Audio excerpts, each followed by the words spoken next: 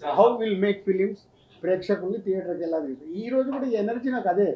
సీతమ్మ వాకిట్లో రిలీజ్ చేస్తే ఇలా ఫుల్స్ ఉందంటే ఓకే, నిన్న అనిల్ రావిపూడి ఫోన్ చేసి చెప్పాడు మీ టైం బాగుంది అంటే దీంట్లో కూడా డబ్బులు వస్తాయి. డబ్బులు కాదని కిక్, అంటే పని చేయడానికి మాకు కిక్ కావాలి.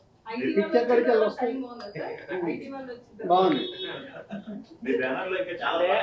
రావడం వల్ల పాత 10 సంవత్సరాలు ఉన్న క్లియరెన్స్ మొత్తం క్లియర్ అయిపోయింది కాబట్టి యాంజియోగ్రామ్ చేసుకున్నంత హ్యాపీగా ఉన్నారండి.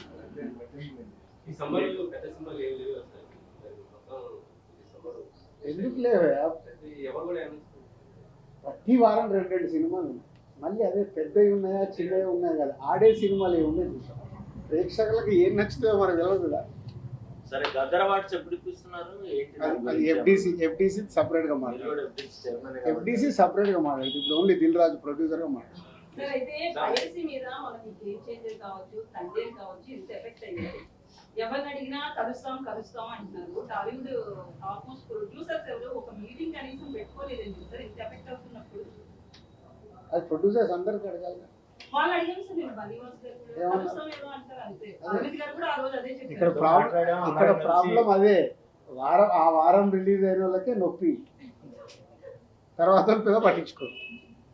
మా సినిమా ఫీల్డ్లో ఉన్న మా బ్యాడ్ అదొకటే, కలిస్తే చాలా మార్చుకుంటూ రావచ్చు.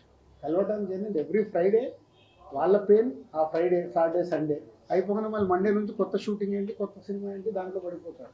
పక్కోడేమో ఈ సినిమా రిలీజ్ అయిందా, ఎలా ఉంది కాకు, ఇలా ఫ్రైడే సాటర్డే సండే, అరే హెచ్డి ప్రింట్ వచ్చిందా, అయ్యో ఎట్లా మన సినిమాకి ఎట్లా, ఆ రోజు పడుకొని లేస్తే వాళ్ళు మర్చిపోతారు.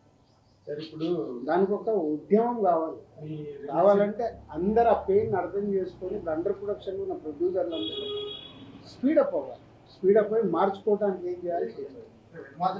పోటీ కానీ అంటే సత్సంబంధాలు అనేవి లేకపోవడం వల్ల కూడా కాబట్టి సంబంధాలు అద్భుతంగా ఉంటాయి. సంబంధాలు పెయిన్ నేను ఒకటి చెప్తున్నాను రాజు గారు, ఇన్ని సంవత్సరాల నుంచి గత 20 ఏళ్ల నుంచి పైరసీ గురించి మాట్లాడే వాళ్ళే రాజుగారు లాగా అందరూ ఓపెన్ అయ్యి తేజ లాంటి వాళ్ళు నా సినిమా నా ఇంట్లో నా కన్సర్న్ నేను గడుపుకుంటున్నాను, మిగతా వాళ్ళ కన్సర్న్ కడగాల్సిన అవసరం లేదని చాలా నిర్దిష్టంగా చెప్పారు.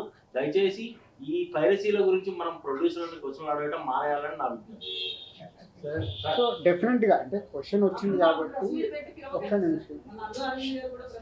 నిమిషం అంటే ఎఫ్డిసి ద్వారా హైదరాబాద్లో బేస్ కాబట్టి ఏం చేద్దాం అనేది కొంచెం నేను లీడ్ తీసుకుంటున్నాను. అంటే ఏ ప్రొడ్యూసర్ కూడా నన్ను ఇంకా ఎఫ్డిసికి వచ్చి ఈ క్వశ్చన్ సరే ఏం చేద్దాం అని అడగల. అయినా నేను ఒక నిర్మాతగా నాకు రెస్పాన్సిబిలిటీ ఉంది కాబట్టి గవర్నమెంట్కి ఆల్రెడీ ఒక లెటర్ ప్రిపేర్ చేశాను. సో డిపార్ట్మెంట్తో కూర్చొని ఏం చేయొచ్చు, ఎందుకంటే బేస్ అంతా హైదరాబాద్లో ఉంది కాబట్టి తెలుగు సినిమా చేద్దామనే ప్రయత్నం స్టార్ట్ చేశాను. అడిగారు కాబట్టి లీక్ చేసేస్తున్నాను ఇది. బట్ ప్రొడ్యూసర్ మళ్ళీ ఇది మా పెయిన్, దిల్ రాజు ఒక్కరు కాదు, సినిమాలు తీసే ప్రతి నిర్మాత కూర్చొని చేసుకోవాల్సిన బాధ్యత.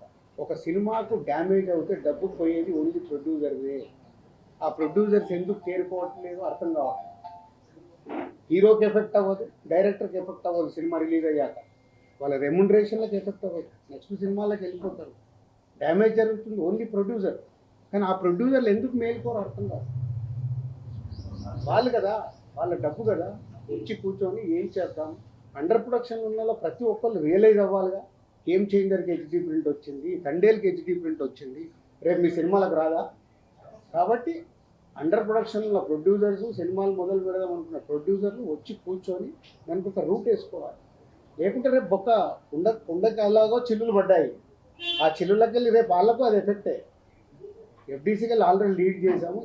ఈ ప్రెస్ మీట్ ద్వారా ఆ నిర్మాతలకు అర్థమైతే వాళ్ళు ముందుకు వస్తే అందరం కూర్చొని వర్కౌట్ చేస్తాం. Thanks for your question.